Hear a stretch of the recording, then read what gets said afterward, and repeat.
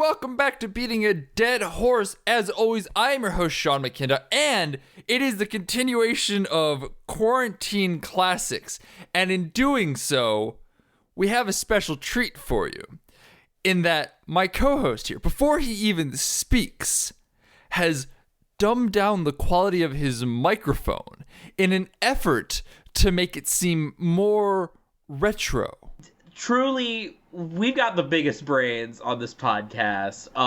We're dumbing down the quality, just like Orson Welles put a bird in his movie to wake people up because he thought people would be bored. Form follows function, and it's absolutely not because my equipment has shattered in the absolute worst possible time. It's totally not because the USB port on my on my preamp or whatever you call it for my microphone. Audio interface, preamp. What's the difference? Yeah. So long story short, we're making big brain moves for Quarantine Classics with lower quality audio, straight out of the 40s. Only on one end though, because we can't completely sell out. And not because my shit is broken. I can chuck mine across the fucking house if you want me to. I mean, that would be a pretty bold move, considering that this is only such a problem. I could have had another one at my doorstep in like 3 days, but Amazon is only delivering toilet paper, and I can't leave my house. So Hashtag Quarantine Classics. You should say your name, by the way. Oh, I'm Jackson Keller, I guess. Welcome. I guess if you're new. And I normally don't sound like this, but I will sound like this for the rest of April. Womp womp, which is hopefully the extent of our Quarantine Classics, because hopefully we'll be able to see other movies after that. But if not, it's not a huge deal. We're really, really loving this shit. I guess it makes sense that, like, we're more excited about watching some of what are highly regarded as the greatest films of all time, as opposed to, like, Fantasy Island? Or Fantasy Fantasy Island was an even better example, yeah.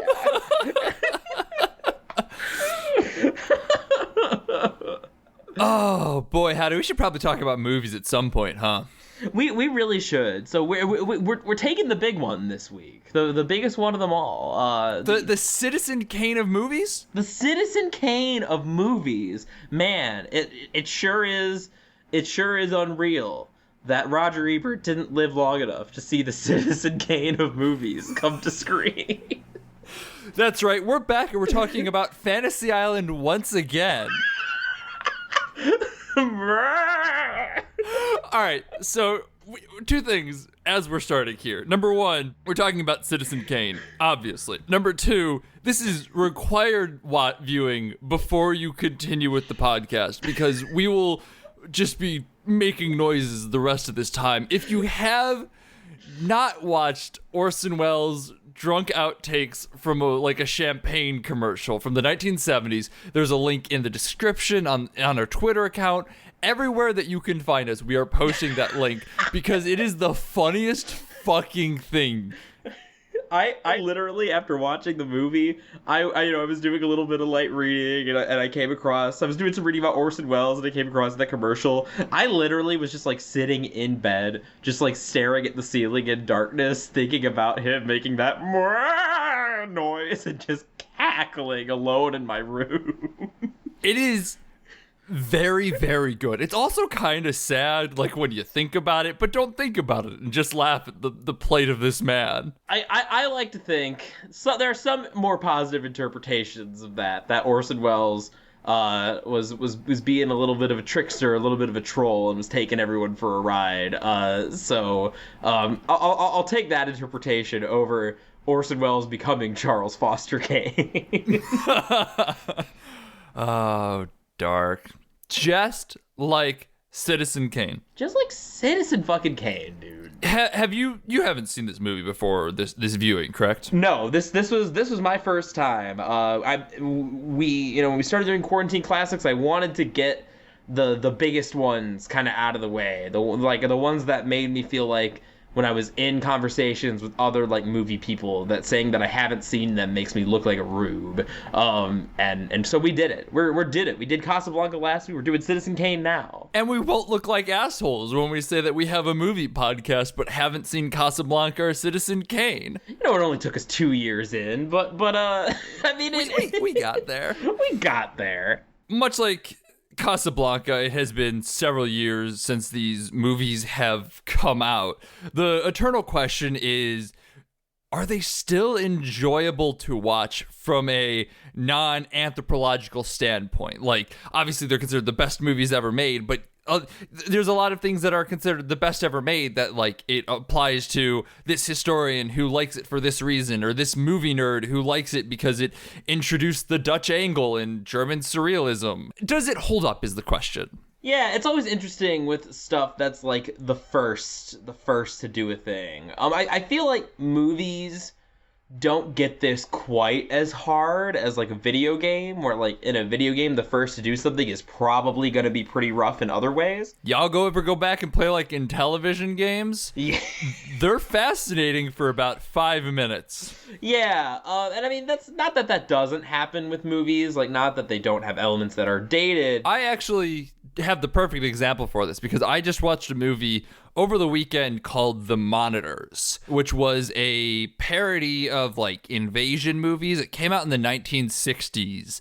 And it was clearly like a satire, and there were clearly some interesting ideas behind it. Like there's this whole underlying condemnation of America and like where we are as a country and whatnot. But there is so much distance between myself and that movie that there were jokes that I'm like, is this funny?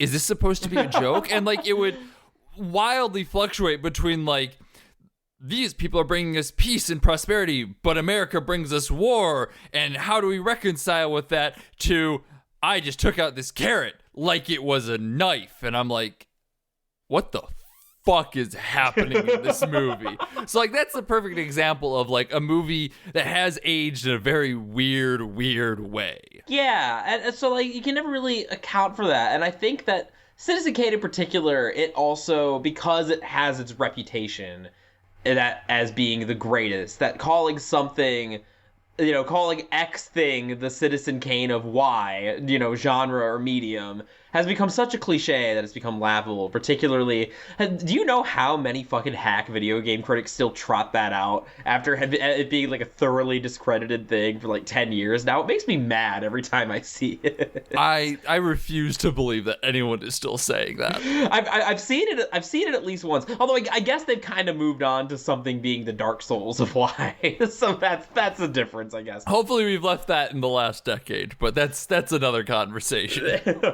But so, yeah, obviously it has its reputation, and there's always, I think it's always interesting to try and think about, like, well, how do you even approach watching a movie like this? Can you even approach it like a non-anthropologically, like, will you be making excuses because of its reputation, et cetera, et cetera? I can comfortably say that, at least in this case, that I did not have to make any excuses for why I was interested in the movie, because I was just enthralled for like literally every second of the runtime. Yes! Citizen Kane is a very, very good movie. Like, there's no beating around the bush. Apparently there is still a subset of people who are like, oh, it's long and boring and whatnot. And I can kind of see where you might end up in that, especially if you're not really a big character study person, which here's just to speak to how good Citizen Kane is. I am not a character study type of person. I view a lot of mob movies as kind of like pseudo character studies, because the core of mob movies is crime doesn't pay. That's not very interesting. So the interesting thing that you could do with it is kind of like look at the characters within it and understand how they are and like their lives and their actions and whatnot.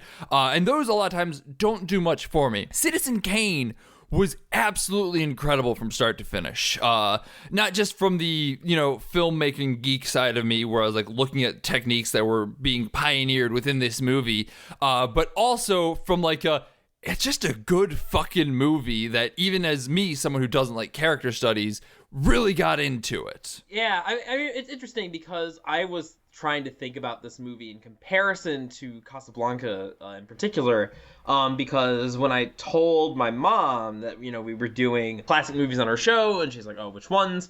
Casablanca, Citizen Kane, and she had said, like, oh, like, I love Casablanca, but, like, I couldn't sit through Citizen Kane. Now, granted, apparently, I'd asked her again. She hasn't seen it since she was, like, 16, so it might have just been, like, you know, not grasping some of the subtleties. There's a lot to be said for that, along the same lines, because I'm just going to keep relating this to other things that's going on in my life. Yeah. I just rewatched the first Lord of the Rings again over the weekend as well, and I have a much bigger appreciation for it. It's still not one of my favorite movies, but I can really appreciate what it is. So, like, don't trust your idiot high school self. Yeah, right. I mean, that's an important phase you got to go through, but, you know, you can. It's good to go and reevaluate things sometime. But I digress. So I could see why she would come to that conclusion, though, just because, like, that was, you know, the thing about our conversation last week is that Casablanca really was just kind of like I say just, I don't want to like belittle the movie because I think this is a good thing for movies to be. I'm a big believer in like popular media, but Casablanca is a crowd pleaser. It was then, it is now. And Citizen Kane was not a crowd pleaser then. It wasn't a crowd pleaser for like 11 years. Yeah, and I think that that still carries over now. I don't think it's boring. I find it strange that, like, unless you need movies to be, like, shoot, gun, fist all the time, I don't see how you could be completely disengaged from it, even if it's not your favorite thing. But it is definitely more experimental. It's a lot more auteur. This is kind of one of the movies where, like, the auteur, like, movement and theory was sort of born because Orson Welles was such a mad lad. So I could see why it might be a harder sell for someone who's not like a film buff to go and watch it. But I think also, like Casablanca, I think that a lot of its themes are really timely too. And especially because, like, I was struck by just how narratively sophisticated the movie was, because you always hear about how the how the filmmaking techniques that it pioneered, and, you know, that is important, of course. And, we'll like, be talking about it, don't worry. Yeah, for sure.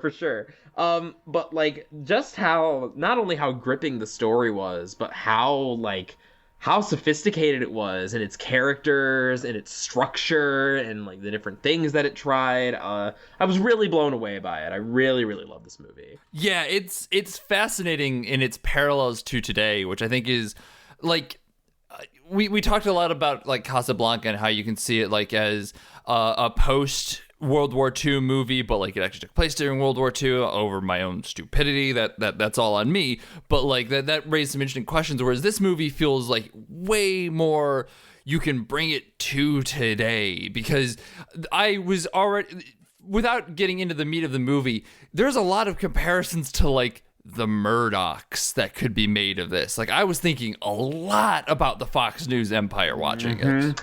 Yeah, you think about the Murdochs. There's even a little bit of that, like, Trump kind of populism, just the role that the media plays in politics and where they intersect. Like, a lot of stuff that is, like, big deal. Like, not even just to, like, people invested in, like, political theory, but, like, to actual voters, like, things that people really care about. This movie, like, is dead set on exploring. Yeah, it's absolutely fascinating. And I mean, we talked about, like, how if you're a movie fan or if you're not a movie fan, whether you should watch this. I think that where I come down on it is, if you are even, like, kind of a fan, like, if you're one of the people that casually watch movies, you probably don't need to watch it. But if you're like somebody's like, I like movies, take the time to watch it. You'll appreciate it. Definitely, for sure. I completely agree. I also, if you tried watching the movie when you were younger and couldn't get into it, not saying that, like, oh, like, you must be crazy, you got, like, the brain rot if you don't like it again. I think it's worth doing, at least. In the, not next week, but the week after that, we'll be revisiting a movie that I had sort of written off. So, I'm putting my money where my mouth is. So, yep, as we said, you can be dumb as a kid, and you might find yourself that you're not as dumb as an adult. Or you might look at it and go, wait, no, this is still very bad and stupid, and that's also a totally fair opinion to have. Yeah, but I think it's still, I like revisiting things. I think that, it's not just about a movie isn't or a work of art isn't just like a thing. It doesn't exist without an audience. And that audience is you and the way that you change and the way that your feelings about interacting with a thing change. Like just taking note of that, I find to be a really like introspective, rich experience. So that's my like Sonic Says segment for today. Well, let me add in a little bit more, just not as much about Sonic Says as much as, like, if you are thinking about watching this movie. Because, and I'm not going to spoil it here, just in case you somehow have gone through life without knowing it. Everyone knows the Rosebud thing. So, if you do know the Rosebud thing, as Jackson and I both did going into this movie, even not seeing it before, it's still a really good movie. Like, that final twist is one of the biggest twists in movie. But like, it's not what the movie is about. It's not like one of those things where it changes the entirety of the movie and so you can't appreciate the rest of it. It's one of those things where I think even knowing it going in kind of changed my experience with it, and not for the worse, because like I was kind of like looking for hints of it along the way that I think kind of made it really interesting. And it's also just not about that. That is the final piece in the puzzle, if you will. Nudge, nudge, wink, wink to people who've seen the movie. But it is not the puzzle. Like, that is missing the forest for the trees type of thing. Yeah. If you're someone who gets super worried about spoilers and you know the spoiler, it is not that kind of movie. It doesn't matter. Yeah, and for sure. Also, just to say something about how widespread this spoiler is, I feel like this is a funny little thing that I remember. My first encounter with Citizen Kane was them talking about the Rosebud thing in a Peanuts comic strip that I read when I was like 8, and I had no idea what the fuck they were talking about. But obviously I remembered it, so when I heard of Citizen Kane, I'm like, oh yeah, Peanuts was talking about that. Wait, what? I mean, is there anything else that we want to talk about pre-spoiler at this point? I think I'm ready to dive in. I think I'm ready to sink my teeth into this meaty morsel, this, indulge in some of this fine champagne. Let's dive into this just fine French champagne. But before we do, if you're enjoying the podcast, support us on iTunes. Just go leave us a review. Follow us on Twitter at BADH_cast. Support us on Patreon, patreon.com/BADHcast. Tell friends about us if you've enjoyed it. Don't forget to like, comment, and subscribe if you're watching from my YouTube, boys and girls. And next week, we're going to continue with Quarantine Classics, but with a little bit of a twist, because for the next 2 weeks, they're both classic movies that one of us has seen before. Yes. Unlike these, we were both total neophytes. We each have pre-existing opinions on one of these, and in both cases, but the other one still doesn't know. Let me explain it a little bit clearer. The finest French champagne. Next week, we're going to be talking about Dr. Strangelove, or How I Learned to Stop Worrying and Love the Bomb, a movie that I have seen and Jackson has not. The week after, it will be flipped. Hopefully that clarified some things. Yes, it hopefully it did. Also, I just realized that because that's Kubrick, right? It is. I just realized that I had not seen any Kubrick before we started doing this podcast, so I'm grateful to you for that. I thought that was the case. I wasn't sure though. Yeah, because first one I had seen was when we did our 2001 episode, and The Shining. So I'm hyped for this one. I'm always glad to watch more Kubrick because I very much enjoyed both those movies. So I love Strangelove. Spoilers. I'm excited to see it again because I haven't seen it since my freshman year of college, and I can't imagine my opinion will have diminished since then. Because if I dumb 18-year-old liked a movie, I'm probably gonna like it more now. Famous last words? ? Yeah, I might think that if it wasn't a Kubrick. True. Because my appreciation for Kubrick has only grown. That's fair. All right. Well, let's move on then. Let's talk Citizen Kane.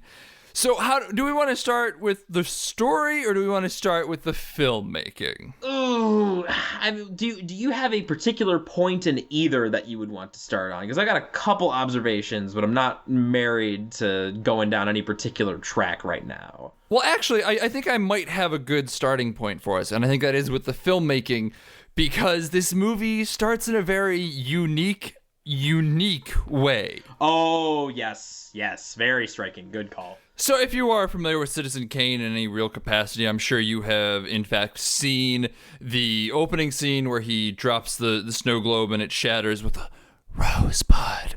Like, that is fairly standard filmmaking at this point. It might have been revolutionary at its time, but it's nothing really super to gush about anymore. What is a little bit more interesting is the segment that follows afterwards, because what it ends up being is we cut to what seems like a newsreel footage with like text over it and whatnot, and I'm thinking like, oh, this is gonna be kind of a weird movie. You know, you get like interstitial little things where like, this is text of what is happening on screen while they're saying it out loud, and I'm like, is that gonna annoy me? What's gonna go on here?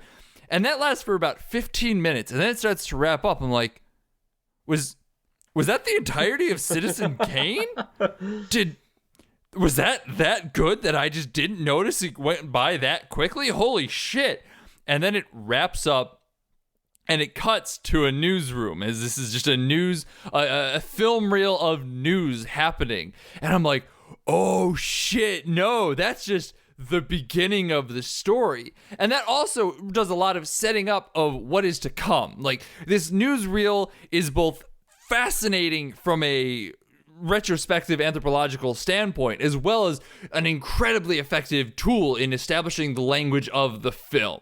Because from an anthropological standpoint, it is basically like the first time we've seen mockumentary footage where it seems like real footage, but it is entirely made up for the purpose of this film. It's also kind of creates this idea in your head that like, this is what the movie's going to be, and then the switch back is just like jarring and weird, and you're like, whoa, wait a second, this is like an actual movie and not like some weird mockumentary thing. Holy shit, I forgot that was a thing that's happening. So like, that by itself is very interesting, weird filmmaking. But then it also does a lot to set up what's to come with the movie, because there is a central through line for the film, but that through line is often interrupted by storytelling in non-chronological order. So like, you already have this idea that the story is actually going to be told through flashbacks and outside storytelling, rather than like point A, point B, point C, point D in a single linear timeline as a character is going through the film. It's going to be interacting with other characters and learning new things about the film as it goes on. It's a very clever bit of filmmaking that is absolutely fascinating to watch in 2020, just because we don't really, A, we don't see that much anymore, but B, it's also just so revolutionary for the time. Yeah, and I really like how it sets the precedent for like, not just that the movie plays like achronologically, but that the movie is coming from kind of implicitly coming from like different people's perspectives too. Like, we're never getting a completely objective view of Kane as you would expect from kind of the camera. Like, the newsreel is probably the closest that we get to that, but even it has like, it's very Jim Sterling, this is a video game, you play it type of thing to it, as opposed to the rest of it where it's all very interpersonal stories. Yeah. And I really like that element, because like with kind of the newsreel sort of exposition, I think what's interesting is that, strictly speaking, like in terms of like understanding the narrative, it wasn't super necessary, but what I think it does really well is kind of set the central themes and tension of the movie into play about like, who was this man really, and like, can we fit him into a neat box? Because even early on, you get clips of, someone calling him like, he's a capitalist, he's a fascist. Then, some, old rich fuck being like, he's a communist, like he's a class traitor, like bleeding heart, like all that stuff. And I think that having that precedent set very early on with like, the public opinion, which is also very important considering his role as like a newspaper mogul. Yeah, it's just a really interesting, really effective, pretty bold and brash, I dare say, way to start the movie. And from what I understand, that pretty much fits in with Orson Welles' MO in that he, didn't set out to like change cinema. He was basically just a young genius who just wanted to do whatever he wanted. He got a blank check from the studio, and then he did it, and it did a lot of cool things that everyone saw they could emulate as far as like cinematic language and making effective movies. But he was just like, we're gonna make some cool shots, like, we're gonna have some newsreel stuff, like it's a newspaper movie that probably fits, like, to be a fly on the wall while he was directing would be super interesting. But it would, in either case, I think that that the movie is kind of messy in a good way, I think, is one of its strengths, that it's not afraid to like bounce around in different styles and time periods and kind of keep you on your toes. I wonder, honestly, if that messiness is just because film was so new at the time, at least in part, because obviously there is a lot of ideas going on in this movie and like a lot of new techniques and things being tried and attempted. So like, I wonder if that messiness just comes from a lot of experimentation and seeing what works and what sticks. And in retrospect, it just fucking works for the movie.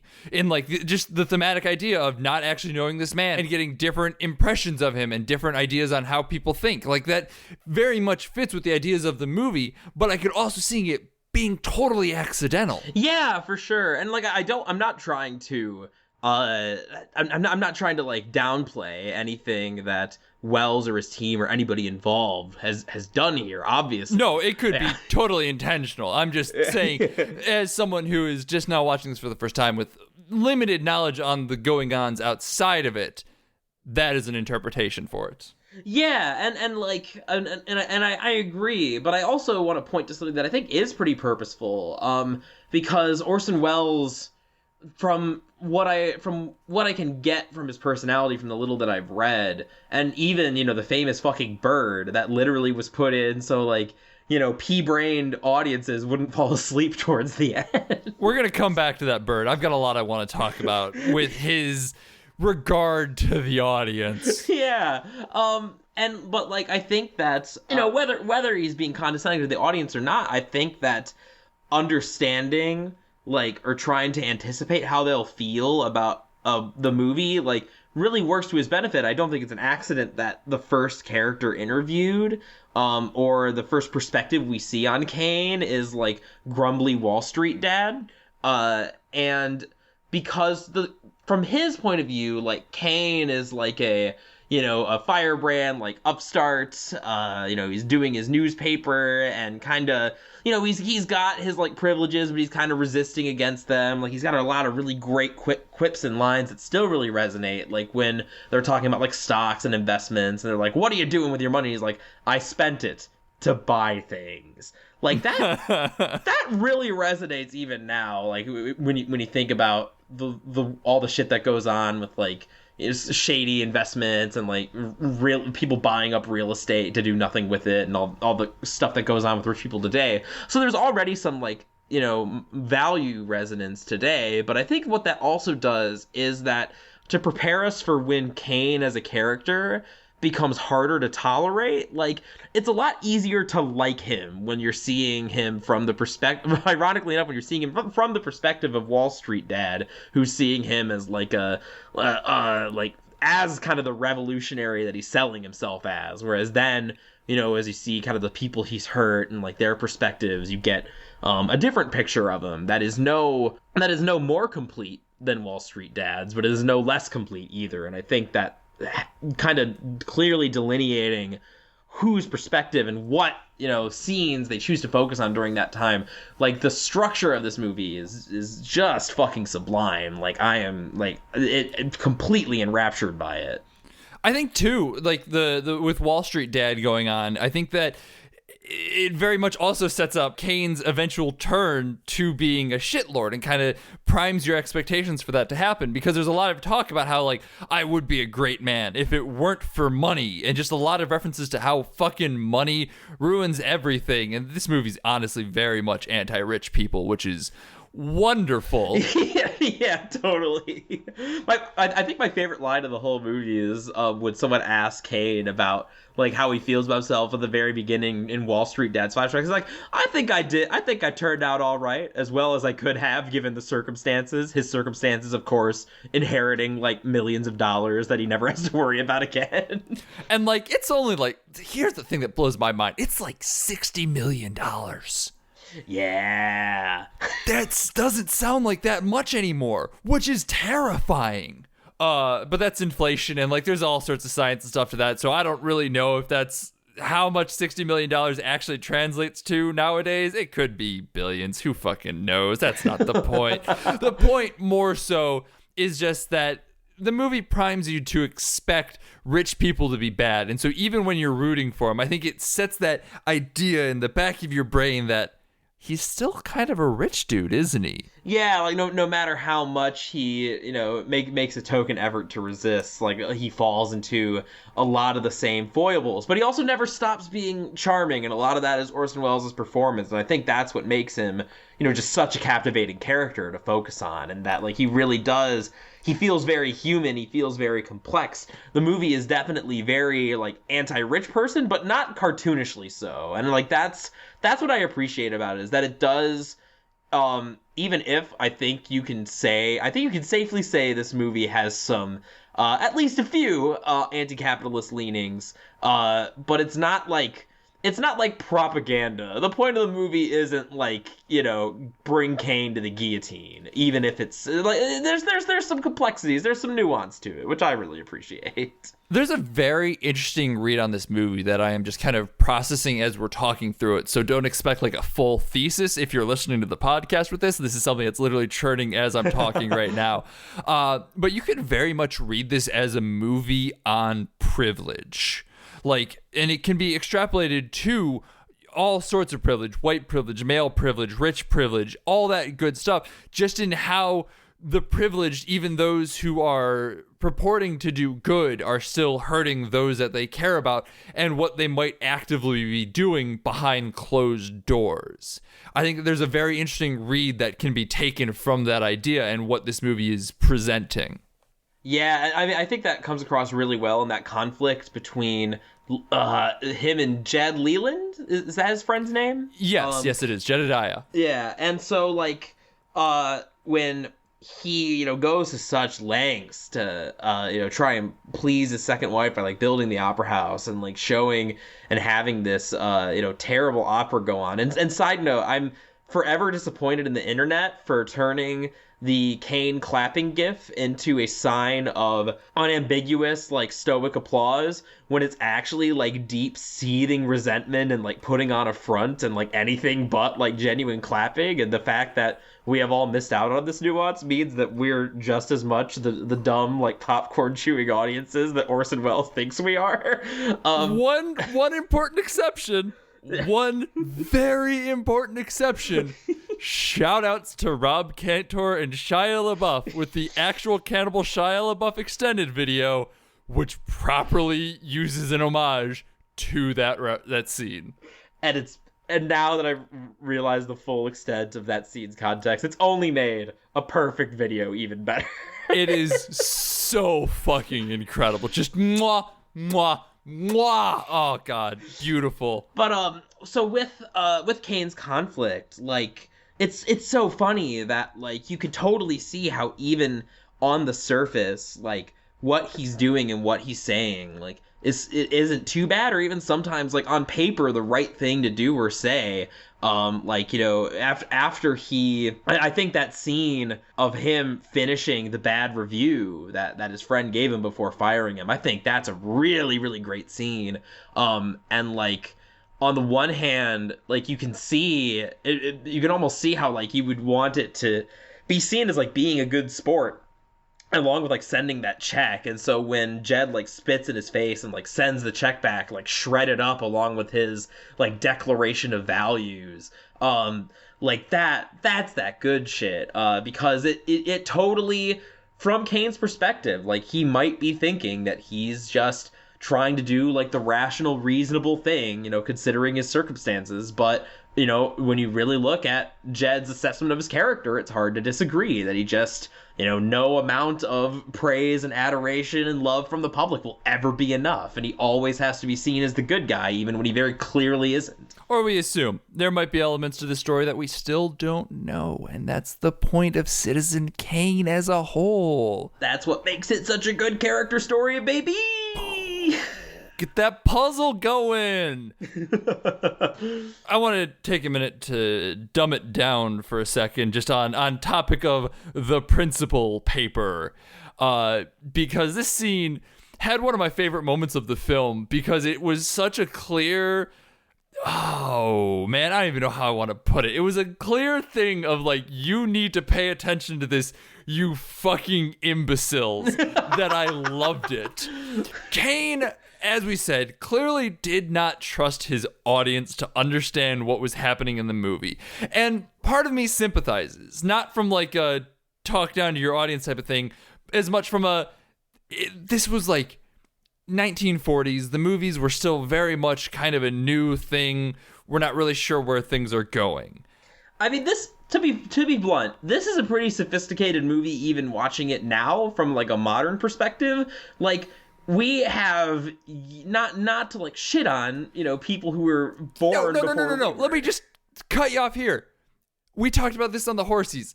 The fucking critics who didn't understand fucking Little Women. Well, I think there's an element of that, just like the like generation divide and like not fully like grasping a thing. But I also think it's just like in some ways we're lucky in that we have had this like body of this, in the 80 years since this movies came out, this entire like body of theory and movies and work to kind of draw from and like understand. And we're people who like actively go out of our way to seek out this stuff, but like let alone someone who's Joe Popcorn like suffering through the Great Depression in 1941. Like it's understandable that you would be concerned that we might need a bird to wake up Joe Schmo in the theater. No, for sure. I was more referring to like today's audience, why they might not understand, and like that was more what I was referring to with the Little Woman bit, not so much the 1940s people, because man, movies today would rock their fucking minds.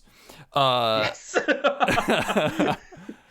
But yeah, so let me talk about this scene where in the principal paper, like as he's signing his name and like that, he's like, I'm going to hold on to this because this might be important. Jeb turns to camera and looks directly at you. And like, that is such an eye roller nowadays, at least to someone who is well versed in the language of cinema and film.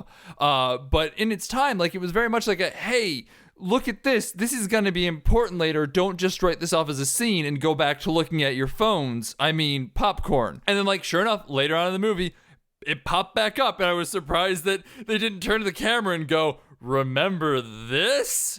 But I mean, like, it's very much early cinema language where like there was a lot of scenes where someone would say something and then turn to the camera and be like, you better pay attention at this moment because something might come up later. And that's just, it's fascinating to see years removed because people don't turn to camera anymore unless it's some weird monologue at the end of a movie. And that's not to knock that. I love those weird monologues at the end of movies, but it's very rare that you get that turn to camera anymore.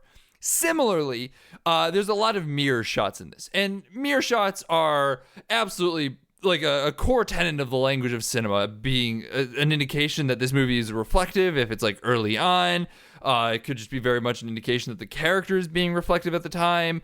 Any number of things. Like I'm not knocking the use of mirror shots. This might have been a pioneer in mirror shots. I don't know, but what it definitely is a pioneer in is overusing mirror shots, because there are a couple mirror shots that I would cite as definitely important within the movie. There's one early on that's like clearly just kind of establishing, like when you get that early mirror shot, as I said, it's an indication that, hey, this might be a little bit more reflective of the author or of the characters or what have you. And then there's one at the end that is him walking down a mirrored hallway that you can see both sides, and it shows the multitudes of the man, underscoring how everyone understands one part of the puzzle, but maybe not the entirety. And, every man has many faces that he wears and all that good shit. And then there's like 3 other mirror scenes within the movie. And like around the other one, I'm like, I kind of get what you're going for here, movie.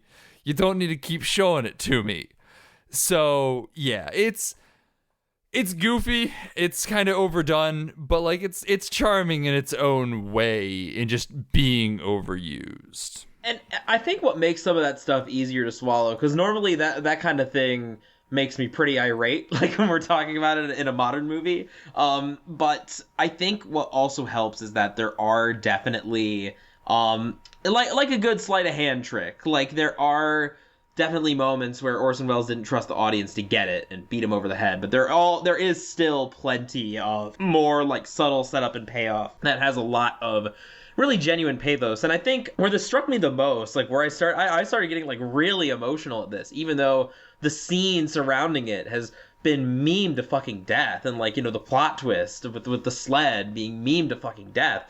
Like, I was caught off guard by this moment where after his second wife leaves him, and he famously goes and trashes the room, not the room by Tommy Wiseau, although he did steal this scene into hilarious effect. I can't believe that more people are not talking about the fact that that scene from The Room is a direct ripoff of Citizen Kane. That is something that I feel like someone should have mentioned at some point. Like, even in The Disaster Artist or something like that. The book, not the movie. The movie's trash. Yeah. Like, that's something that I feel like someone should have said something about, because that is a crazy thing to rip off and says so much about The Room. It is so much about Tommy Wiseau. Yes. Like, that is something that we should have been talking about from day one with The Room. Holy shit. So like, especially in like, I had that comparison made before when I was watching this. So you think it'd be hard for me to take it seriously, but then at the very end, like, and the fact that they managed to get like such a like amazing like destructive freak out scene, like, you know, they obviously did that in one take. This is the 40s, they weren't going to rebuild that fucking set. And then like when he's going on his rampage and he gets to the snow globe for the beginning of the movie, and you know, when you know the twist about Rosebud and he's like looking at it, like he just goes from being like complete like gamer rage to, you know, having this introspective moment of yearning for his youth. Like, Jesus Christ, that was some powerful shit. And like the fact that movie was still able to make me feel those things despite both of those elements of the plot being like so iconic as to almost become cliche now. Really powerful stuff, really effective and like subtle use of setup and payoff. And I think that's one of the ways that the movie, you know, I'm sure that having the noir mystery of like who is Rosebud is like interesting in its own right, but I think like knowing that twist made that scene a lot more powerful than it would have been otherwise. Yeah, no, that scene was absolutely wild to watch, especially not knowing The Room comparison and just being like, holy shit, I'm just watching Tommy Wiseau trash his room, but it's good this time? This is weird. And then like the cut to the snow globe was absolutely fascinating, especially because that's right before the mirror shot that I really, really like. Yeah. So yeah, it's surprisingly effective, even, you know, 70 years down the road, almost 80 at this point. It's fascinating. I do want to dip back just because I'm clearly slowly interweaving my own narrative about the filmmaking into this conversation. And I'm just I want to take a minute here and circle back to the cockatoo shriek, because this is absolutely fascinating from an anthropological standpoint, because it works both kind of on a thematic level in a lot of ways, but also it really wasn't intended to be thematically relevant in any way, shape, or form. If you're unfamiliar and you're just listening to the podcast because fuck it, you're never going to watch Citizen Kane, I get it. The cockatoo at one point, about 20 minutes from the end of the movie, it's not far from the end of the movie, just pops up. This cockatoo has not been anywhere else in this fucking movie at all, and goes, "Rah!" and shrieks and scares the shit out of anyone who didn't know it was coming. This side note, this is also a pretty famous moment, but I did not know about this one. So when it happened, it was like 2:30 in the morning, and I was like, ah! It got me. Sam had just walked down from like doing work and stuff like that and sat down next to me like 10 minutes before, and I watched her jump, and I knew this was coming. I don't know why, but I knew this was coming. And so like I also knew that it was, in his own words, to wake up the audience because things were about to start happening, which continues that trend of kind of adorable patronizing, but it also is an interesting little parallel to what had just happened, because in the cockatoo shrieks and then flies away, much like Kane's second wife, who had just gotten done performing a very bad opera, yelled at Kane a little bit and then fled the cage. So like there is some thematic overlap to it, that once again, I don't know if it was intended, because Kane, I mean, I guess kind of, because Kane is played by Wells. But Wells is very gung-ho and being like, no, Bird there because Bird loud. Bird wake up audience. I mean, that's just, I think, kind of one of the wonderful things about movies, and why I'm a big stan of Death of the Author as like a theoretical lens in some ways, and that like happy accidents often make the most like iconic moments in art. I mean, Mario only looks the way he does because they didn't have enough pixels to draw hair, and they wanted to have a more distinct face, so they gave him a mustache, you know? Yeah, no, I mean, like, that is, I think, also what makes Citizen Kane so interesting, because, especially for Jackson and I, who don't know much about this movie and didn't really start reading about it until after we saw it, a lot of these interpretations we have it are fresh off the heels of the year 2020. We're looking at this with entirely fresh eyes, with almost no ideas going into the movie, thinking about like, oh, you know, this is probably what it's about. Jackson had a little bit more of that, knowing that it was kind of a takedown, theoretically, of a publisher of yore. Yeah. This is kind of important to note. And I wish I knew more about the actual history and more about the guy that this is purportedly based on.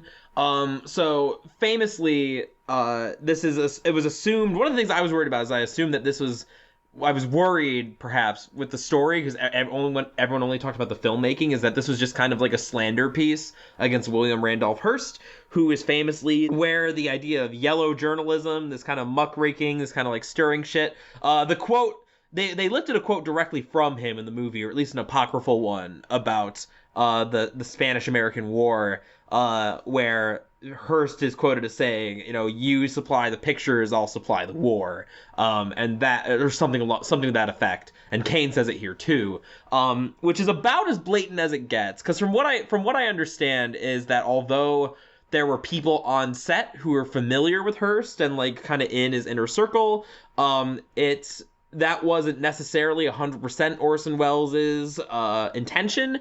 He did roll that in with some of the suggestions that his crew gave to him, for what I'm meant to believe, but like the stuff with Xanadu is supposed to be kind of referencing like Howard Hughes and other like eccentric rich people. So it's not like, although the parallels are definitely there, it also doesn't stand in the way of Kane being like a real character as opposed to just a parody, which was my biggest fear coming into the movie as far as the story. Yeah, Hearst is definitely more of a reference point rather than the focal point of the film, I would say. Yeah, for sure. Which that's also a thing that has been noted in the articles that I was reading, where they're like, yeah, it was based on his life, but not like in a way to slander Hearst as much as just to base it off someone and kind of go from there. Yeah, right. What you know, sort of deal. You know, he was a big public figure with a lot known about him. So Orson Welles just kind of drew from that to make his movie. Which is why it makes, as I said, coming at this from a 2020 angle, when you don't know that's the thing, this conjures up a lot of like Murdoch energy, and you can get some ideas of privilege and like knowing what you're doing with that based on who's talking and how it's being portrayed and whatnot. It's very fascinating to watch even today. Do we have anything else to say? We've had a moment of silence.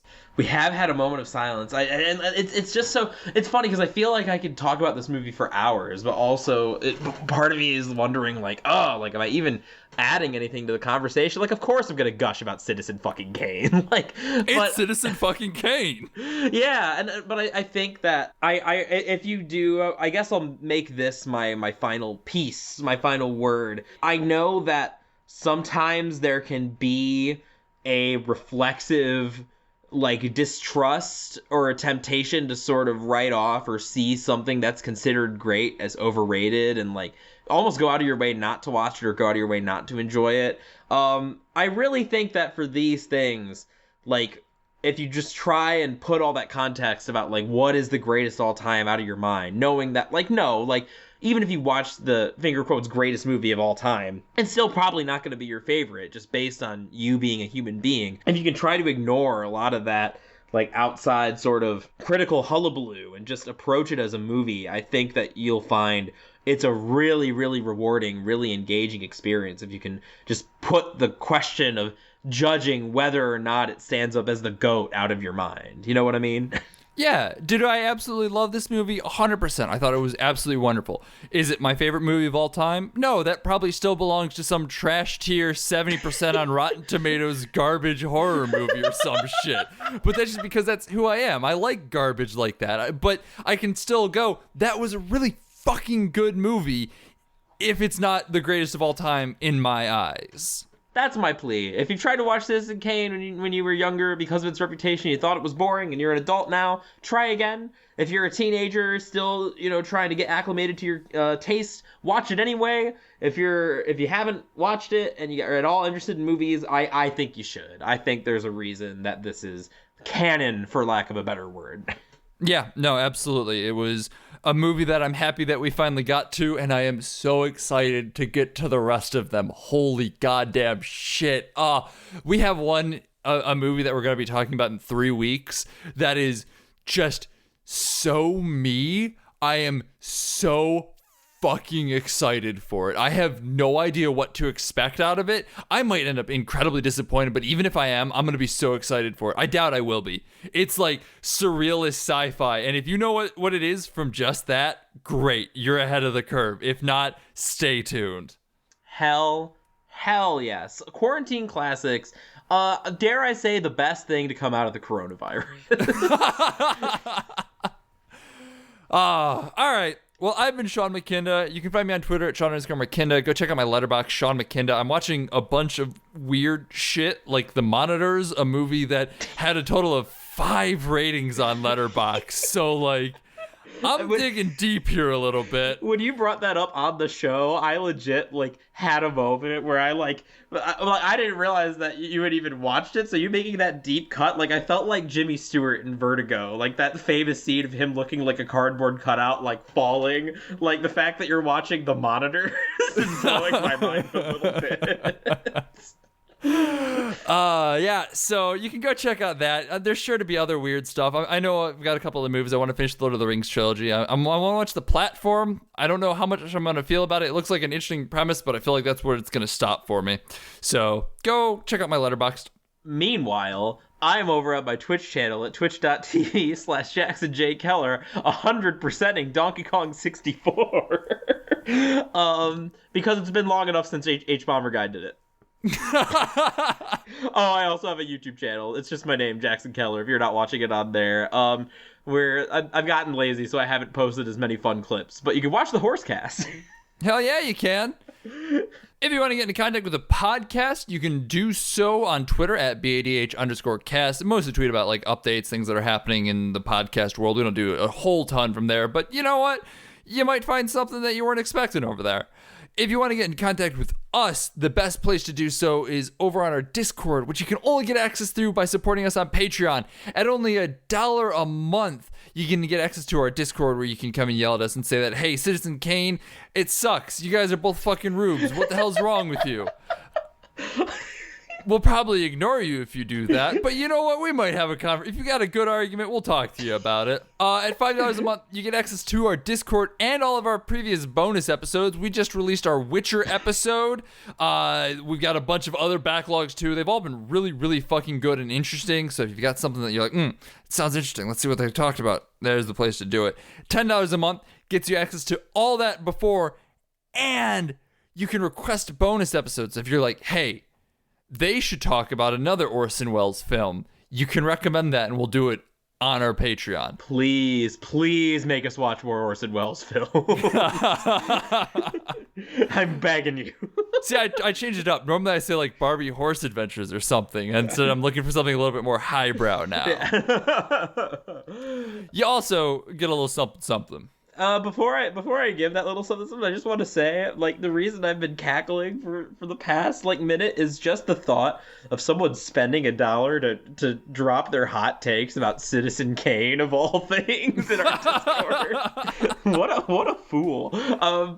theoretical person, please give us money anyway. Then, speaking of giving us money, thank you so much, Travis, Julia, Pat, Bob, Aunt Summer. Y'all are great. Y'all are wonderful. We accept your gracious donation. We really do appreciate it. We also really appreciate Lords of the Highway. They let us use Suicide alternate take off their album High Octane Low Expectations as our theme song. They're a wonderful band. You should go check them out however you can. I normally say support them live, but they're probably not doing live shows right now. Instead, you should stream them, buy their albums, whatever you can do. Just send them your love. Also, thanks to 25yearslatersite.com. There's a little logo of us in the corner that you can click on, but you should also check out some of the other stuff that's going on over there. It helps that I'm an editor of their audio stuff and also a writer, so you should read that. But you should also read a bunch of the other stuff that they got going on. There's a bunch of really talented people doing stuff. Next week, as I said, it's going to be Dr. Strangelove, another Kubrick Jackson's third. Let's fucking go. I'm psyched. Let's go. I'm psyched too. Also, Can I just say, Dr. Strangelove, or How I Learned to Stop Worrying and Love the Bomb, that's like one of the greatest movie titles of all time. Like, I'm just comfortable saying that. I absolutely adore it. Like, that was the main reason I took the time to watch it way back when. I'm like, this is a great title. Let's find out what it is. Oh my God, it's wonderful. So, I'm pumped. Bye.